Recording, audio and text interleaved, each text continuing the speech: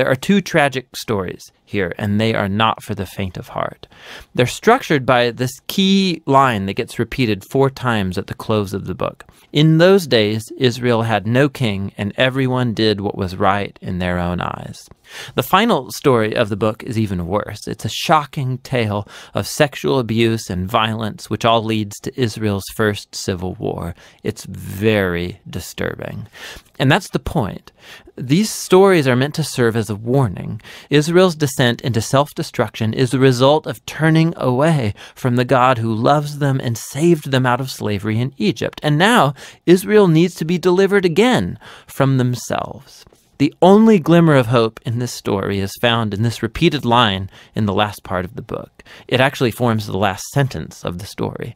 Israel has no king. And so the stage is set for the following books to tell the origins of King David's family, the book of Ruth, and also the origins of kingship itself in Israel, the book of 1 Samuel. But the story of Judges has value as a tragedy. It's a sobering explanation of the human condition, and ultimately it points out the need for God's grace to send a king who will rescue his people.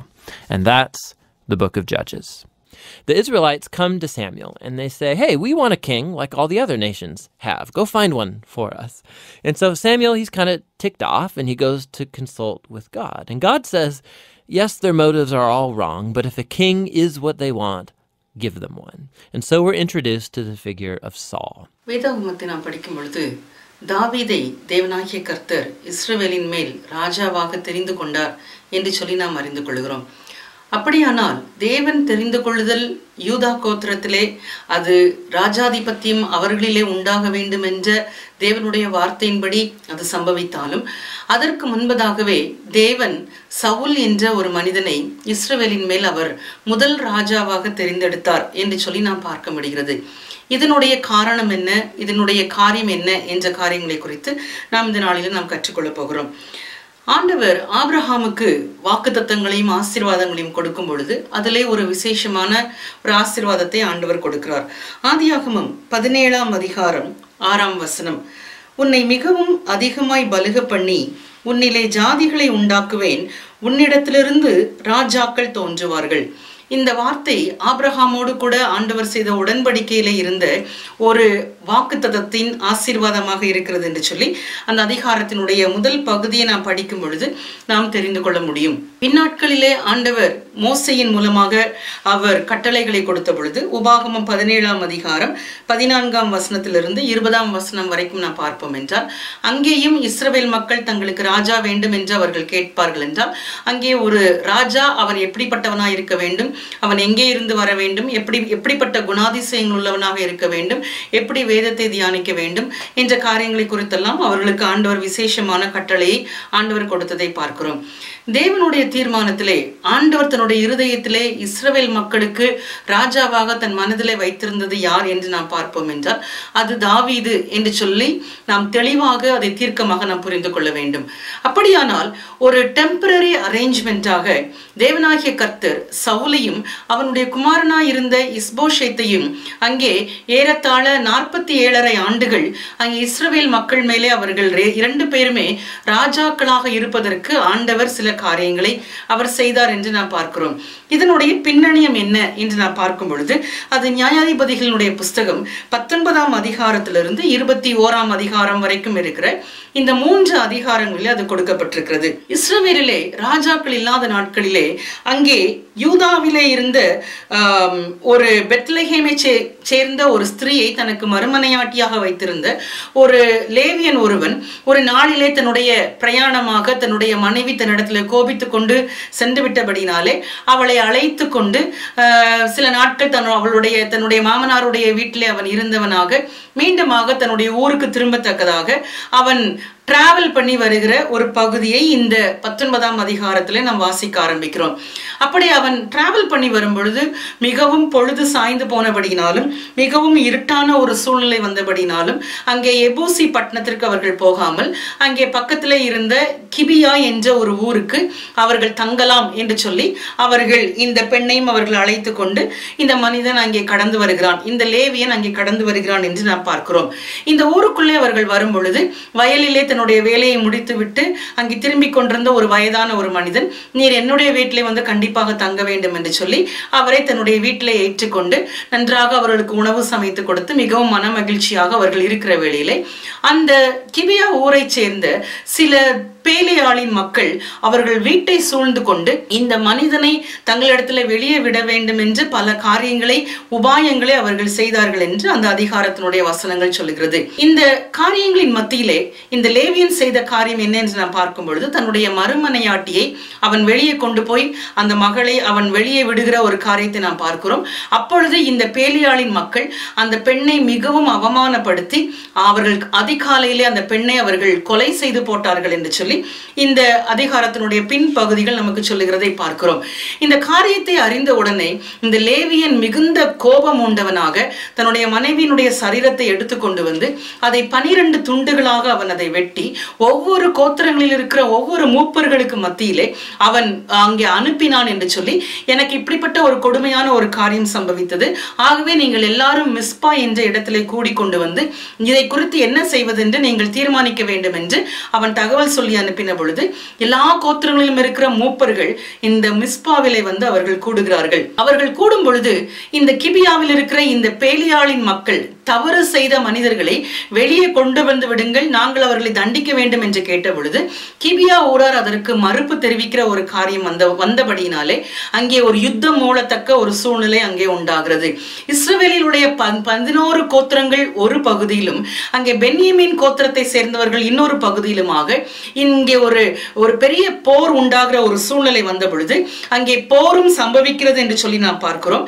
அங்கே தொடர்ந்து நடந்த 2 நாட்கள் போரிலே அங்கே 11 கோத்திரத்தை சேர்ந்தவர்களும் தங்களுடைய சகோதரர்களுக்கு விரோதமாக எப்படி யுத்தம் செய்வது என்று தயங்கி நின்றபடினாலே முதல் 2 நாட்கள் அங்கே 11 கோத்திரத்தாருக்கும் ஒரு மிகப்பெரிய நஷ்டம் உண்டாகிறது. அவர்கள் இந்த போரிலே அவர்கள் தோற்று போனார்கள். ஆயினும் கர்த்தரிடத்திலே அவர்கள் மீண்டுமாக அவர்கள் விசாரித்த பொழுது கர்த்தர் அவர்களை யுத்தத்திற்கு போகும்படி அவர் சொல்லுகிறார். அங்கே சொன்ன பொழுது இந்த வார்த்தையை ஆரோனுடைய குமாரனாய் இருந்த எலியாசாரின் குமாரன் பினகாஸ் பிரதான ஆசாரியனாய் அங்கே இருந்தபடினாலே அவன் மீண்டுமாக கர்த்தருடைய வார்த்தையை கொடுக்கிறான். அப்பொழுது 11 கோத்திரத்தாரும் இந்த பென்யமீன் கோத்திரத்தாருக்கு அவர்கள் விரோதமாக அவர்கள் 3வது நாளிலே அவர்கள் மீண்டுமாக அவர்கள் யுத்தத்திற்கு அவர்கள் புறப்பட்டு போகும் பொழுது ஒவ்வொரு ஸ்டேஜ் பை ஸ்டேஜாக நடந்த பல காரியங்களின் நிமித்தமாக ஏறத்தாழ 25,000 பேர் அங்கே அவர்கள் மரித்து போனார்கள் என்று நியாயாதிபதிகள் 20ஆம் அதிகாரம் 46ஆம் வசனம் சொல்லுகிறது. இவ்விதமாய் பென்யமீனரில் அந்நாளில் விழுந்தவர்கள் எல்லாரும் 25,000 பேர். அவர்கள் எல்லாரும் பட்டயம் உருவுகிற பலவான்களாய் இருந்தார்கள். அங்கே 11 கோத்திரத்தாரும் சேர்ந்து எடுத்த ஒரு தீர்மானம் என்ன என்று நாம் பார்க்கும் பொழுது அங்கே தங்களுடைய பெண்களை பென்யமீன் கோத்திரத்தாருக்கு அவர்கள் கொடுக்க கூடாது என்று சொல்லி ஒரு தீர்மானம் எடுக்கத்தக்கதான ஒரு சூழ்நிலை அங்கே உண்டாகிறது.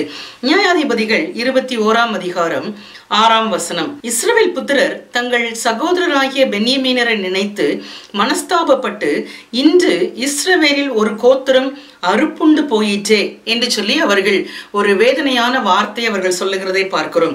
21ஆம் அதிகாரம் 15ஆம் வசனத்தை நாம் பார்க்கும் பொழுது இஸ்ரவேல் கோத்திரங்களிலே கர்த்தர் ஒரு பிளப்பை உண்டாக்கினார் என்று ஜனங்கள் பென்யமீனருக்காக மனஸ்தாபப்பட்டார்கள். அப்படியானால் இந்த அதிகாரம் முடியும் பொழுது நாம் பார்க்கும் பொழுது அங்கே 12 கோத்திரத்தாராய் இருந்த ஒரு குடும்பமாய் இருந்த இவர்கள் இந்த பர்டிகுலர் சம்பவத்தின் நிமித்தமாக 11 கோத்திரத்தார் தனியாகவும் பென்யமீனர் தனியாகவும் அவர்கள் மாறின ஒரு வேதனையான சூழ்நிலை அங்கே உண்டாகிறது. சில காலங்கள் கழித்து அங்கே இஸ்ரவேல் மக்கள் தங்களுக்கு ராஜா வேண்டும் என்று கேட்ட பொழுது கர்த்தர் சாமுவேல் மூலமாக சொல்லி அனுப்பின வார்த்தை என்ன என்று நாம் பார்ப்போம் என்றால் 1 சாமுவேல் 9ஆம் அதிகாரம் 16வது வசனம், நாளை இந்நேரத்திற்கு பென்யமீன் நாட்டானாகிய ஒரு மனுஷனை உன்னிடத்தில் அனுப்புவேன், அவனை என் ஜனமாகிய இஸ்ரவேலின் மேல் அதிபதியாக அபிஷேகம் பண்ண கடவாய் என்று ஆண்டவர் சாமுவேலினுடைய காதுகள் கேட்க இந்த வார்த்தைகளை ஆண்டவர் சொல்லுகிறார்.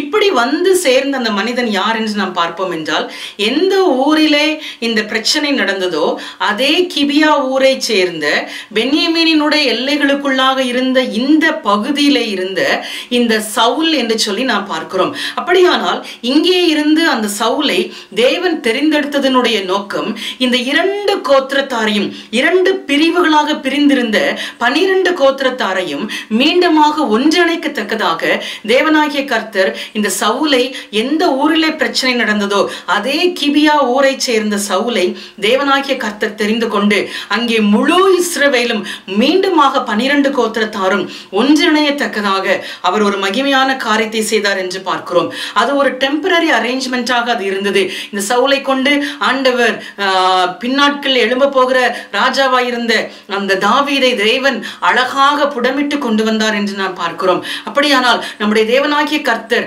அங்கே பிளப்புகளும் பிரிவினைகளும் இருக்கிற இடத்திலே சமாதானத்தை உண்டு பண்ணுகிற தேவனாக, ஒரு நல்ல ஆண்டவராக, சமாதான பிரபுவாக அவர் இருக்கிறார் என்று நாம் பார்க்கிறோம். எசேக்கியேலுக்கு கொடுக்கப்பட்ட ஒரு அழகான ஒரு தரிசனத்தை குறித்து நாம் பார்ப்போம் என்றால் அது எசேக்கியேலினுடைய புஸ்தகம் 37வது அதிகாரம் 16ஆம் வசனம் முதற்கொண்டு நாம் பார்க்கும் பொழுது அங்கே ஆண்டவர் 2 கோல்களை அங்கே எசேக்கியேல் எடுத்துக்கொள்ளும்படி சொல்லுகிறார். அதிலே ஒரு கோலிலே யூதாவுக்கு அடுத்தது என்று எழுதும்படிக்கும், 2வது கோலிலே எப்ராயிமுக்கு அடுத்தது என்று எழுதும்படிக்கு ஆண்டவர் சொல்லுகிறார். யூதாவுக்கு அடுத்த அந்த கோலிலே 2 கோத்திரத்தாரும், அங்கே எப்ராயிமுக்கு அடுத்த கோலிலே 10 கோத்திரத்தாருடைய காரியங்களும் உள்ளடங்கி இருந்தது. அப்போ இந்த 2 காரியங்களையும் தன்னுடைய கரங்களிலே எசேக்கியேல் எடுத்த பொழுது ஒரு அற்புதத்தை தேவன் செய்தார். எல்லா மக்களும் அங்கே பார்க்கத்தக்கதாக இந்த 2 கோல்களும் ஒரு கோலாக அது மாறிற்று என்று சொல்லி அந்த பகுதியில் நான் படிக்கும் பொழுது இந்த தீர்க்க தரிசன வார்த்தை கடைசி நாட்களிலே 12 கோத்திரத்தாரும் பூமி எங்கும் சிதறி இருக்கிற இவர்கள் எல்லாரும் ஒன்றிணைந்து அவர்கள் இஸ்ரவேல் தேசத்திற்கு கடந்து வந்து இங்கே குடியேறி தேவனுக்கு மகிமையான சாட்சிகளாக அவர்கள் வாழ்வார்கள் என்று சொல்லி அந்த வார்த்தைகளை எசேக்கியேல் மூலமாக ஆண்டவர் கொடுத்தார் என்று பார்க்கிறோம். அப்படியானால் நம்முடைய தேவனாகிய கர்த்தர் அவர் சமாதான பிரபு, நமக்கு சமாதானத்தை உண்டு பண்ணும் ஆக்கினை அவர் தன்மேல் ஏற்றுக்கொண்டபடினாலே எங்கெங்கு மக்கள் பிரிந்திருந்தாலும் அவர்கள் இயேசு கிறிஸ்துவின் ரத்தத்தின் மூலமாக மீண்டுமாக சமாதானத்திற்குள்ளாய் கடந்து வருவதற்கு தேவனாகிய கர்த்தர் இன்றைக்கும் விருப்பம் உள்ளவராக இருக்கிறார். இன்றைக்கும் நம் நடுவிலே பிளப்புகளும் பிரிவினைகளும் இருக்கும் என்றால் ஆண்டவராகிய இயேசு கிறிஸ்துவினுடைய சிலுவையை நாம் நோக்கி பார்ப்போம். அந்த அன்பினாலே, அந்த ஆக்கினை அவர் ஏற்றுக்கொண்டபடினாலே நாம் ஒன்றிணைந்து கர்த்தருடைய கையிலே ஒரே கோலாக நாம் மாறத்தக்கதாக தேவன் நமக்கு கிருபை செய்வாராக. கண்களை மூடி நாம் ஜெபிக்கலாம்.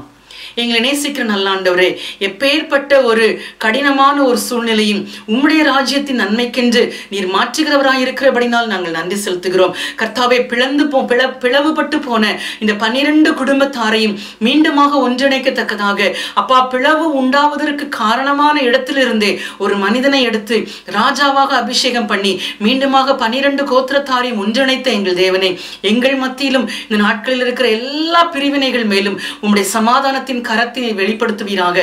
சமாதான பிரபுவாக நீர் கடந்து வருவீராக. அப்பா, எல்லா இடங்களிலும் சமாதானத்தை நீர் உண்டு பண்ணுவீராக என்று நாங்கள் ஜெபிக்கிறோம். இயேசு கிறிஸ்துவின் நாமத்தினால ஜெபிக்கிறோம் எங்கள் அன்பின் பிதாவே. ஆமென்.